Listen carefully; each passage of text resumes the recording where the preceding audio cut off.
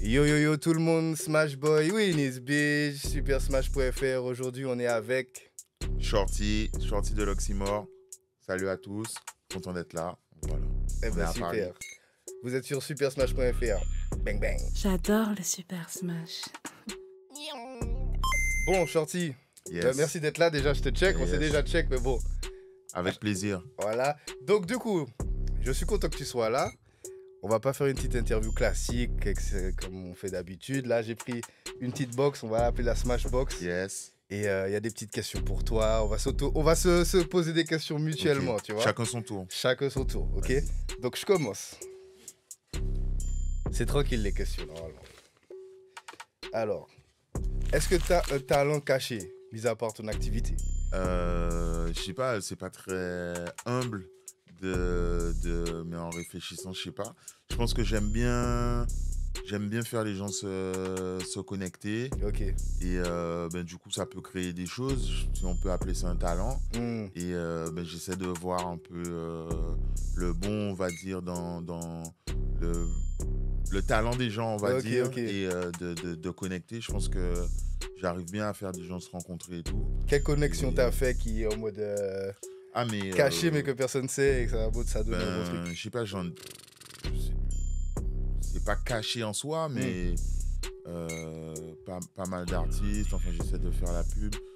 Cédric Richer, Hmm. j'ai fait par exemple une de ses premières expos, il venait d'être diplômé. Hmm. Ensuite, son premier clip, c'est NDX. Hmm. Je crois le deuxième, c'est Débrouillard. Après, par ses connexions et son Ouais, travail, ouais. hein, bien sûr, c'est pas genre Oui, moi. oui, oui. Mais t'as vu qu'il a développé, il a Mm. fait l'équipe TDI, revenu avec du Meryl et tout ça. Hmm. Et je pense que ce genre de connexion, de voir que lui, il avait un talent d'animation et tout ça Hmm. en vidéo. NDX, c'est mon ami, on travaille ensemble. Tu vois, des choses comme ça, tu vois. Ouais, j'ai capté. Donc voilà, je sais pas Ok, si ça ok. répond, mais Ouais, bah ouais, talent caché connecteur, on va dire. vas-y. Un souvenir que tu n'aurais jamais pu avoir si tu n'avais pas lancé ton activité. Ah si. Une fois, on a fait une interview, je veux pas dire l'artiste, mais on était dans vraiment une grosse maison. Bon, l'interview n'est jamais sortie, malheureusement. Mais j'avoue, on a passé un beau moment. Pourtant, on n'était que trois. Moi, le caméraman et l'artiste. On a bien rigolé. L'endroit, il était paradisiaque. Il y avait du champagne, il y avait grave à manger. Parce qu'il a voulu faire vraiment une interview en mode genre grand jeu et tout. Ouais. Et du coup, on a bien profité. On a bien profité. Mais toi, c'est quoi du coup? Normalement, je suis pas censé renvoyer la balle, mais je suis curieux de savoir. Franchement, il y a tellement de choses, mais là, c'est encore récent, c'est les flammes. Ok. Ah Et, ouais, c'est vrai, t'étais aux flammes. Ouais, c'était Ah ouais. une expérience de ouf. J'étais dans le jury, donc en fait, ça m'a donné une espèce de crédit, de cachet. Donc tout le monde parlait un peu d'égal à égal, tu vois. Ouais. Et j'ai pu voir qu'il y avait des gens des médias comme moi, je suis, qui connaissent J'allais te poser la question l'Oxymore. des médias en mode national et tout, qui Ouais. te connaissaient. Ok. Ouais, ils connaissaient. Allez, je raconte, parce que je suis fier quand même, mais je suis allé voir Mehdi Maizi. Ok, ah ouais. Je me le suis goat. présenté et il Ouais. m'a dit, je sais très bien qui tu es et tout. Lourd. Il m'a dit, j'ai regardé ton interview de Meryl pour préparer la mienne. Sérieux? Ouais. Ah, ça fait plaisir. Et tu vois, après, il y en avait d'autres. Ah ouais. Il y a Booba de la récré avec Driver, Mhm. tout ça. T'as des gens qui ont été bienveillants. Et tu vois, les gens, ils te parlent, normal. Il y a des gens qui m'ont encouragé, qui m'ont dit que c'était un créneau, les Caribéens, Antillo-Guyanais, et que c'était bien. Donc, ouais, je dirais, c'est récent, donc je dirais ça. Après, il y a plein Il y a de plein de choses trucs, cool. ouais. Comme tu as dit, des moments, des fois avec des artistes. Des fois, c'est en off. Il y a les interviews. Voilà, c'est ça. Ça se passe bien, mais en off, tu passes un bon moment, tu C'est ça. discutes, tu blagues, tu rigoles. Donc, Ben, franchement, généralement, c'est même, en tout cas moi pour ma part, c'est même plus en off ou en avant ou après que se passent vraiment les... ouais, tu vois. Des fois, après- je leur dis, putain, t'abuses, t'aurais pu dire ça dans Exactement. l'interview. Ben, moi, ça m'est arrivé avec Titoff. Ouais. On a fait l'interview et tout. Mm. Et après, on est resté au moins une demi-heure, Ouais, une heure à parler, tu vois. Mm. Avec Axe et Titoff, big up. Et tu vois, limite on pousse, tu vois. Ouais. Ok, vas-y. Et du coup, ils disent quoi les autres? Parce que c'est vrai que moi, il y en a qui J'ai vu par exemple Driver, il a suivi un concept à moi, Culture Story et tout, mais j'ai jamais parlé vraiment physiquement avec ces gars-là. Comment ils voient la scène caribéenne là, de chez nous? Ben, Driver, c'est l'exemple le plus. Il est passé chez toi aussi. Ouais, c'est Ouais. pour lui, il est connaisseur. Lui, Ouais. il connaît de Tufokli, Ouais, il connaît ouais. le zouk, il aime, il s'intéresse. Il allait, quand j'étais à Paris, je faisais des soirées, on faisait pas encore en Tu mode le voyais, média. là? Je Ouais. le voyais, il allait au Red Light et tout ça. Ok. Donc lui, il connaît, tu vois. Mm. Et les autres, je pense que c'est pas tout le monde qui s'y intéresse à fond. Ouais. Mais si tu t'intéresses aux influences et tout ça, comme les Caribéens ont beaucoup influencé, je pense que c'est intéressant pour toi de jeter un œil. Donc, franchement, je réfléchis, il y a personne qui a pris de haut et tout. Ouais, tu vois. ouais. Il y a, voilà. Ouais. Ils te prennent vraiment comme un média, voilà, égal à eux, même si Ouais, ils je ne vais voient pas pas dire- ça en mode voilà. sous-culture ou quoi. Voilà, exactement. Ok. C'est quoi la plus grande difficulté que tu as rencontrée?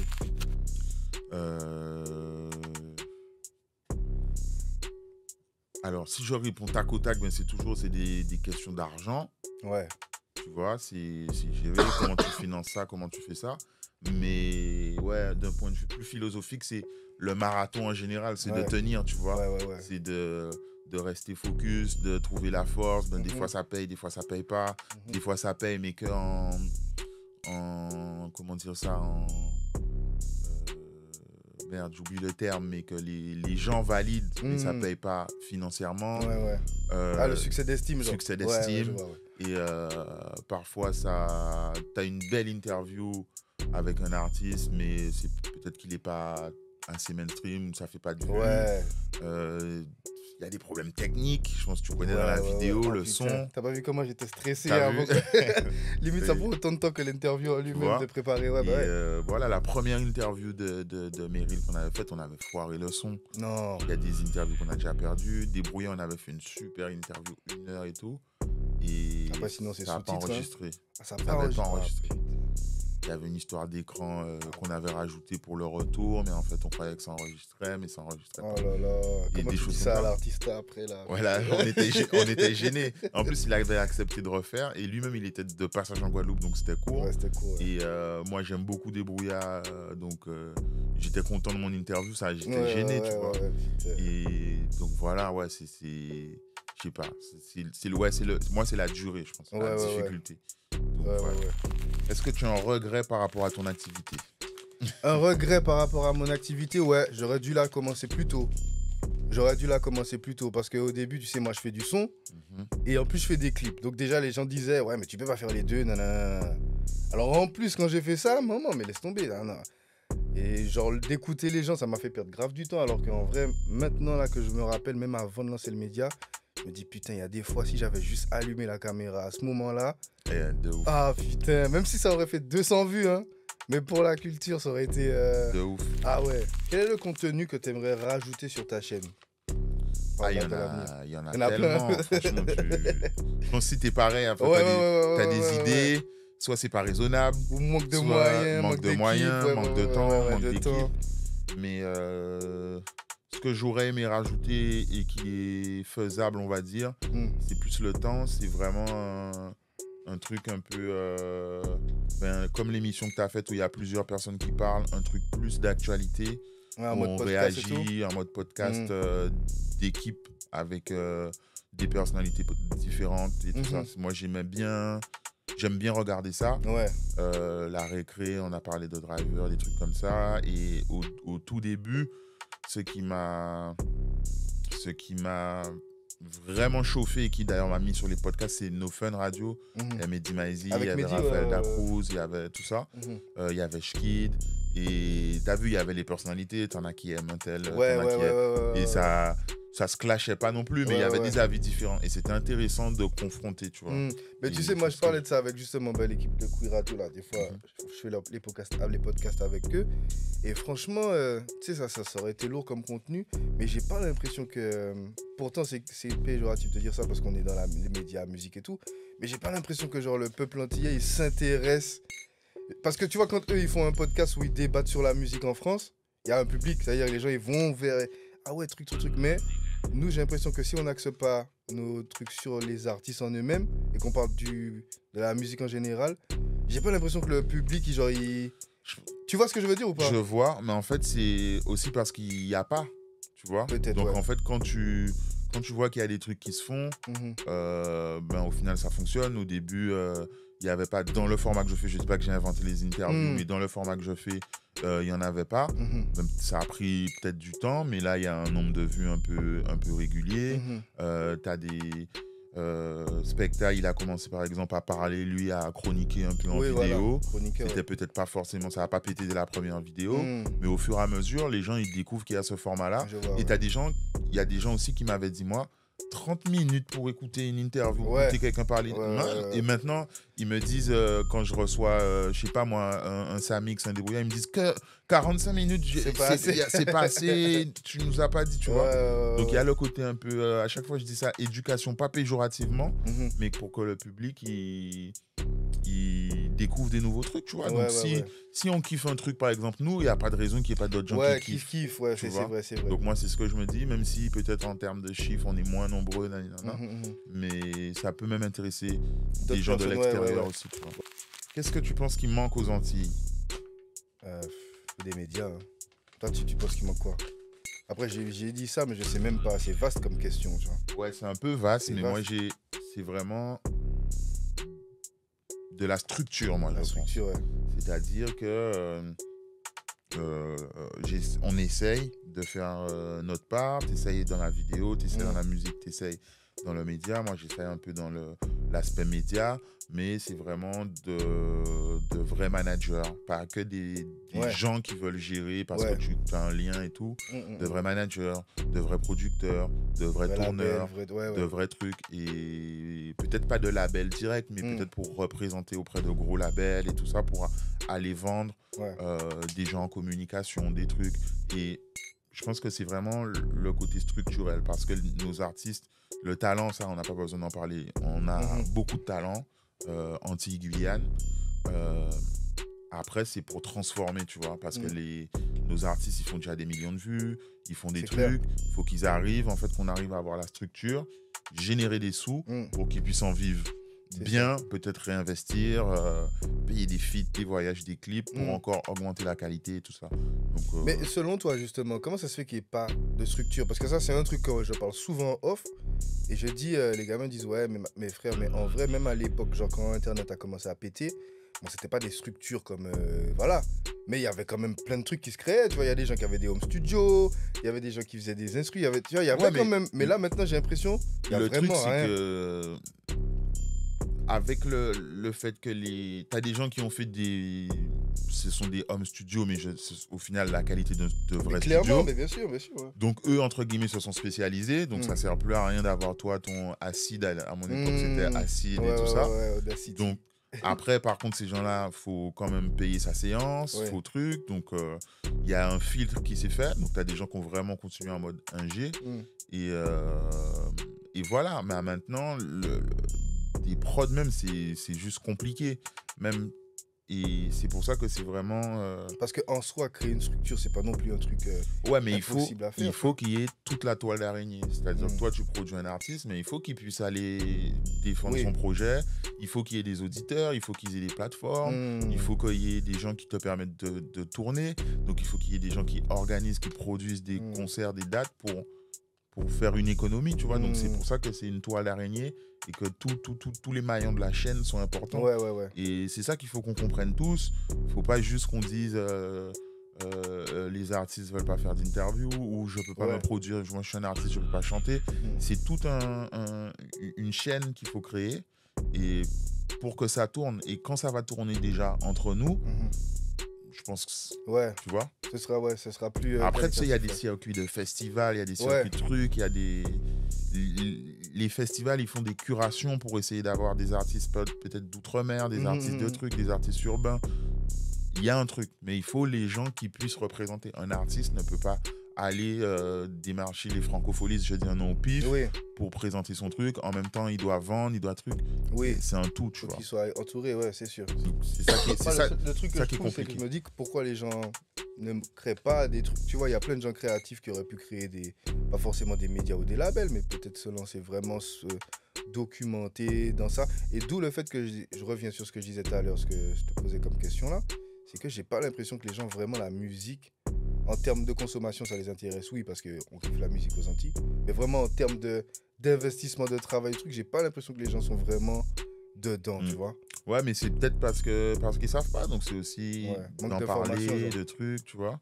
Et je pense que quand ça a fait du bruit Spotify, les gens se sont intéressés. Oui. Moi, je vois mes proches, cousins, cousines et tout, ben, il y en a qui ont fait leur compte, quoi, donc qui sont abonnés. Oui, ils sont abonnés, ouais. Ça vient, tu vois. Petit Donc, à petit, mais ça vient. Est-ce que c'est compliqué de gagner de l'argent avec un média? Ben, très concrètement, oui. Ben, je reviens à cette histoire de structure. C'est compliqué parce qu'en plus, on est un peu dans le hip-hop, dancehall, brouillon. Donc, tu sais, à un moment, on disait que Paris, c'était New York avec 10 ans de retard. Ouais. Ben, nous aussi, on a du retard aussi, même par rapport à... Et là où, en France, tu as des marques qui suivent les médias et même les artistes et tout, des Oasis, Red Bull, même les produits laitiers. Ouais, c'est vrai, c'est vrai. Ben nous, on est encore, il y a des trucs et les marques, en tout cas dans mon modèle économique qui est d'avoir des sponsors, des partenaires, c'est dur de les convaincre parce que c'est de l'urbain, parce que c'est truc. Même le fait que ce soit de la vidéo, du podcast, du truc, c'est encore...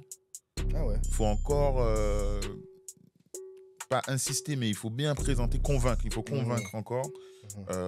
Alors qu'en réalité, on y est déjà, les chiffres, c'est YouTube, ces trucs. Les gens, ils consomment, ils sont sur Internet, tu vois.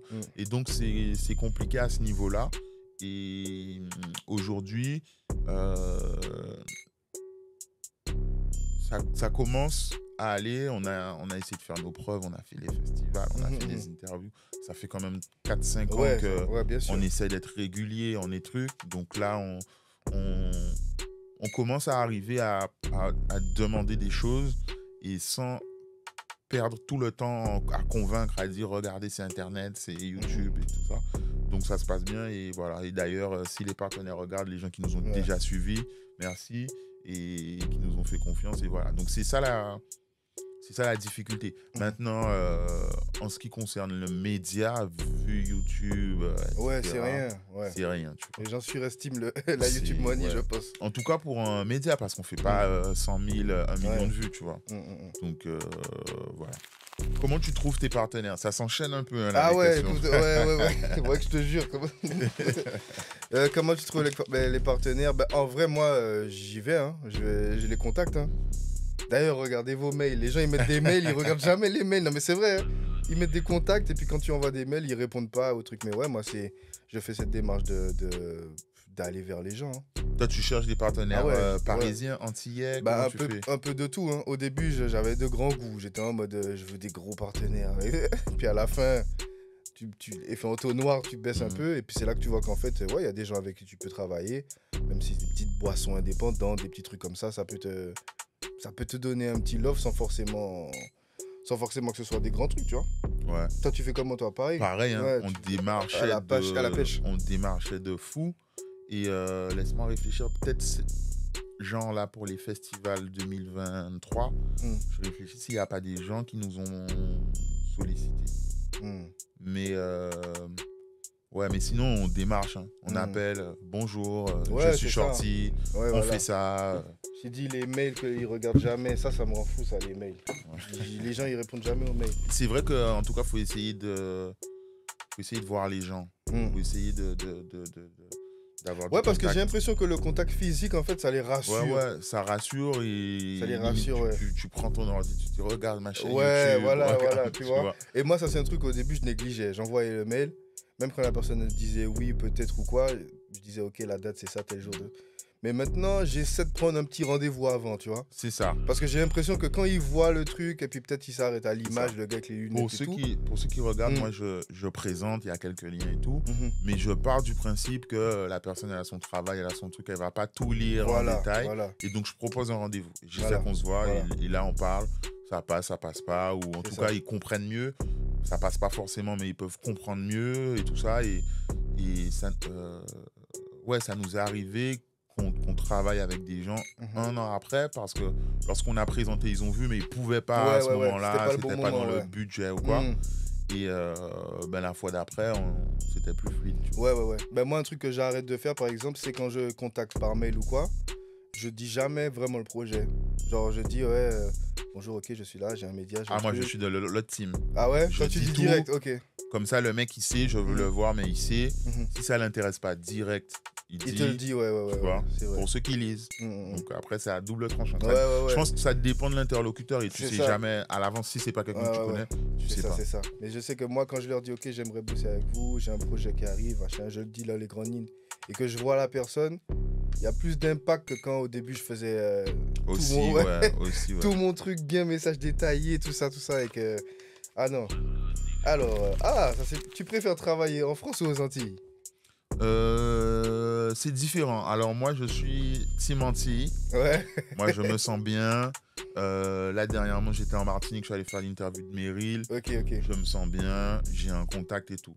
Mais c'est vrai que là, on en parlait avant. Ouais, justement. Par exemple, là, on est dans un studio pour tourner et tout. Et il y a des facilités, il y a des trucs qui sont plus fluides. Mais moi, je suis dans l'état d'esprit où il y a des avantages et des inconvénients partout. Par exemple, il fait froid, frère. Ouais. C'est pas cool, tu vois. J'avoue. Mais pour trancher, en vrai, je préfère travailler aux Antilles. Franchement, même moi, je crois que je préfère aux Antilles. Tu vois? Parce que même s'il n'y a pas les moyens et tout, en fait, t'es vraiment... Tu sais, par exemple, là, je pense à mon interview avec Mercenaire. C'est chez nous. Tu vois là, il m'a dit, viens là, je suis venu. J'exagère, mais l'interview, tu sens que t'es au pays, t'entends presque les poules et tout, t'es chez toi. C'est ce truc-là, tu vois. Ici, c'est vrai que t'as plus d'endroits pour carrer pour le truc, mais t'es moins... Il y a moins ce côté... je sais pas. T'as des trucs qui te donnent l'impression que ça va plus vite ou quoi, mais moi, c'est les Antilles en tout cas. Après, ici, je te cache pas que ici, quand même, niveau technicité, sérieux, c'est mieux ici, tu vois. Tu vas toujours trouver un local. Au pire, si tu as des gens de ton équipe qui peuvent pas venir, tu peux trouver quelqu'un sur Internet. Après, c'est parce que c'est Paris, c'est une grande ville. Voilà, tu vois. Et moi, comme moi, je vis en Guadeloupe, il y a le petit côté déplacement, voyage. Donc, en fait, moi, je suis content. Mais j'ai vécu ici. Je sais pas si j'aurais été pareil. Je préfère aux Antilles, tu vois.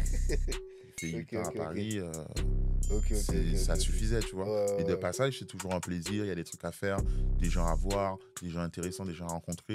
Donc j'aime bien, mais j'aime être... C'est parce que t'es de passage, mais si genre tu fais 4 mois, ça sera pas... Ouais, t'auras pas le même ressenti. 4 mois, je vais pas kiffer, je pense. T'auras pas le même ressenti. Un artiste que t'aimerais interviewer? Il y en a 2, j'aimerais bien interviewer X-Men. Tu l'as reçu toi? Pas encore. Putain, j'aimerais bien interviewer X-Men. Parce que justement, je trouve que on lui donne pas assez de... Enfin, il a du crédit, mais quand même, depuis le temps qu'il est là... C'est vrai. Tu vois? Il a fait une interview dernièrement en plus où il s'était livré un peu plus et tout, on en avait appris plus. Ah oui, j'ai vu. Mais elle était assez courte, non? Ouais, c'était plutôt court. Mais effectivement, ça donnait envie de savoir plus.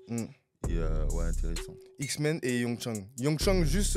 déjà, j'apprécie l'artiste, mais franchement... À chaque fois qu'il a donné une interview... Ouais, c'est un bon client, comme on dit. Même moi, en termes de personnel, dans mon business, dans mon truc, ça m'a apporté des trucs, tu vois. Je me suis dit, ah ouais, il a pas tort. Toi, t'aurais aimé prendre qui, toi? Des bons clients. Moi, bien sûr, Kalash. Après, pour le moment, j'ai fait beaucoup de monde. Donc, moi, je voulais beaucoup faire des brouillards. Focli, respect. Focli, c'est Foundation. Oui. Et Admiral, tu vois, donc les plus grands. Ah ouais, Admiral, je l'attends, j'ai pas encore eu. Il y a trop de monde. Kalash, j'avoue. Ça en rapide, quel est le contenu que tu mettrais jamais sur ta chaîne YouTube? Moi, c'est les trucs sur le gossip, vie perso. Ah ouais, les trucs... Ah ouais. Ouais, je vois. Je vais pas te dire ça m'intéresse pas parce que c'est la nature humaine, on est curieux et tout. Mais moi, je veux pas promouvoir ça. C'est pas ce que je veux mettre en avant. Donc ça, je mettrai pas. Ok. Pour le moment, après, je m'autorise à changer d'avis. Ok. Est-ce que c'est obligatoire d'avoir une équipe pour lancer son média? C'est mieux. C'est toujours mieux. Tu vois, parce que tu as des gens, des idées, des connaissances, des talents. Comment tu t'as fait avec ton équipe, toi, généralement? Vous avez quoi? Moi, déjà... réunion? Non, on a... En fait, moi, j'ai une agence de communication. C'est les gens avec qui je suis associé et qui sont aussi mes amis dans la vie, avec qui on travaille aussi sur l'Oxymore. Il y a des gens que j'ai pu rencontrer au fur et à mesure de mon parcours qui ont chacun leur talent vidéo, etc. Et donc, en fait, chacun a son truc, son expertise, son caractère. et donc ça rajoute. Donc moi je peux avoir des idées, c'est une dinguerie. Chloé elle va me dire t'abuses. Julien lui il est plus directeur artistique, il a sa patte et tout ça, il va me dire ça c'est réalisable, ça c'est pas réalisable, ou alors il va avoir aussi des idées qui vont faire que ce sera mieux que ce que j'attendais, et ainsi de suite. Ludo c'est la technique, etc. T'as vu, je t'ai dit je connais rien, c'est parce qu'il y a Ludo. Ludo il gère, voilà, tu vois. Il y a les gens, même des amis autour de moi, est-ce que je fais ça, qu'est-ce que t'en penses, non, qu'est-ce que t'aurais demandé à X-Man, tu vois. Et voilà. Comment as-tu trouvé l'idée de lancer ton activité? Ah, ça je l'ai déjà dit plusieurs fois, je dis c'est quand je faisais des clips vidéo pour les mecs et que je voyais que... off, tu voyais. Voilà, c'est le off en fait. Le off c'est toujours ça. Mais même quand je fais des interviews, je t'ai dit, même quand j'ai fait l'interview, on a parlé de Merceau tout à l'heure là, l'interview je crois qu'elle a duré quoi, peut-être, allez, 1 heure. Mais en vrai j'ai dû rester peut-être 2h30, 3h avec eux. Et c'est dans ces moments-là que les gars ils disent vraiment les trucs, tu vois. Putain. Mais ouais, toi c'est comment du coup? Ouais, moi c'est pas, moi par contre depuis... Ça, je vais passer pour le vieux. Depuis 97, 98, je lis les magazines et tout ça. Donc en vrai, j'ai toujours eu ça, un peu envie de faire ça. Et en 2003 ou 2004, on a fait déjà un Skyblog, on faisait déjà des interviews. Donc après, j'ai fait le site en mode blog, interview, et tu vois. Ouais. Donc, voilà. Ok, dernière question. Alors, du coup, quel est ton plus gros projet à venir là? Ton prochain gros projet? Là, actuellement, je suis venu à Paris aussi pour ça. Il y a l'Oxymore on Stage. Donc, c'est un concert avec des artistes antillo-guyanais qui aura lieu au Centre culturel La Place Hip Hop à Paris le 15 novembre. Et donc, on aura Matthew White, Nerka, Vaga, Ski et Sodad avec DJ Greg et DJ Doobie. Et voilà, les préventes sont déjà disponibles. C'est 25 € pour autant d'artistes. Et il va durer combien de temps le show à peu près? Le show, ça va faire au moins 2h30, 3h. Ah ouais, bon concert, ouais, ok. C'est un vrai concert. C'est à la place où il y a des artistes américains, français qui se produisent, etc. Et c'est une opportunité vraiment d'apporter le rap dancehall antillo-guyanais, cœur des Halles, tu vois. Et aussi... des artistes en développement, j'espère qu'ils vont pas... C'est pas négatif, des artistes en développement. Il y a Matthew White qui a déjà rempli sa cigale et tout ça, mais des artistes en développement. Donc voilà, ça fait plaisir, ça fait partie de ce que j'ai envie d'apporter en faisant le média et autres. Et on a eu cette opportunité-là avec La Place. Et voilà, et on est aussi accompagné par le studio Debs Music. Donc merci à eux de nous suivre sur cette aventure. Et comment tu as eu l'idée de te dire d'un coup comme ça, on va mettre l'Oxymore sur scène? En fait, à la base, je venais à Paris interviewer des artistes qui ne sont pas aux Antilles, etc. Et on a rencontré les gens de La Place. Donc déjà grâce à Alex Yonestas par mail, on a eu déjà un premier contact. On a pris rendez-vous pour présenter l'activité. Et eux, en fait, ils ont cette volonté de représenter le rap francophone. Et du coup, ça inclut les territoires de la France. Oui, bien sûr, tu vois. Et ils n'avaient pas cet aspect-là. Et par notre travail, en le découvrant, un jour, ils nous ont proposé de faire une première édition qu'on a fait en mai. Et voilà, ça s'est enchaîné, ça s'est bien passé. Le contact s'est bien passé, on travaille bien ensemble. Ils ont proposé une deuxième date. Et nous y voilà, tu vois. Et comment tu as choisi les artistes, du coup, le roster Nerka? Déjà, c'est des artistes que j'apprécie. Oui, je suppose. Oui, après, on essaie d'équilibrer un peu. J'essaie toujours, même dans les one-shots et tout ça, j'essaie d'équilibrer un peu genres musicaux. Guadeloupe, Martinique, Guyane. Guyane, c'est le plus compliqué par rapport au prix des billets. Mais on essaie un peu d'équilibrer. Là, en l'occurrence, on n'a pas de femmes en artiste chanteuse. Il y en a DJ Doobie. Et à l'animation, on aura Vie. Mais c'est parce que j'ai pas pu avoir. Mais j'essaie d'équilibrer, d'avoir toujours tous les territoires, genres musicaux, de varier un peu et d'avoir quelque chose un peu de complet. Et même en Guadeloupe, il faut essayer d'avoir Basse-Terre, Grande-Terre, Nord, Grande-Terre, les gens sont pas fâchés, tu vois, région pointoise, donc il faut essayer. Et on jongle un peu comme ça. Après, pour cette édition, ça s'est bien passé, tout le monde était dispo et tout. Et Nerka a pu venir à Paris. Donc voilà, donc pour cette édition-là, à part le fait que les femmes que j'ai voulu mettre, c'était pas possible, on est plutôt sur ce qu'on avait voulu présenter comme plateau. Bah ça va, c'est un exercice comme que tu maîtrises entre guillemets là alors. Ouais, mais ça faisait longtemps. Ouais. L'édition dernière, ça m'a mis une pression quand même. Ah ouais? Et là, ça va mieux parce que j'ai repris les repères backstage. T'as les automatismes et tout. Voilà. Ok. Du coup, ça veut dire que on va dire c'est à la Trinité. Donc, tu as le média en termes d'interview, tu as le one-shot. Et du coup, là, tu as ça, l'oxymoron stage que tu vas développer un peu plus. C'est ça. On va essayer. C'est bien d'avoir la scène. Là, on l'a fait à Paris. On va essayer de le faire en Guadeloupe, Martinique, Guyane. Ok. Ah ouais, c'est lourd ça. Ce serait lourd. Ouais, c'est le but aussi de faire, de faire pour chez nous aussi, tu vois. Donc, il y a des gens de chez nous ici. Donc, bien sûr. C'est pas un problème. On fait pas d'hypocrisie. Mais c'est bien aussi de faire au pays. Donc, on a tout ça en tête. Ok, ben le 15 novembre, alors rendez-vous le 15 novembre. C'est ça, 15 novembre, et les préventes sont disponibles, dice.fm. Voilà. Ok, je te check. Merci d'être passé en tout cas. Yes, avec plaisir. Ben les gars, rendez-vous le 15 novembre. Moi, je serai là, Chanty sera là. Yes. Et merci d'avoir regardé la vidéo. Bang, bang. J'adore le Super Smash. Salut à tous, c'est Chloé de l'Oxymore. L'Oxymore Stage 2 revient à la place Paris le 15 novembre, les gars. On vous a préparé un gros plateau. Mathieu White, Vagas, Ki, Nerka, Sodad. Tout ça avec DJ Doubi et DJ Greg au platine. Les gars, prenez votre place sur dice.fm. Venez, on va faire ensemble briller notre musique. Yes!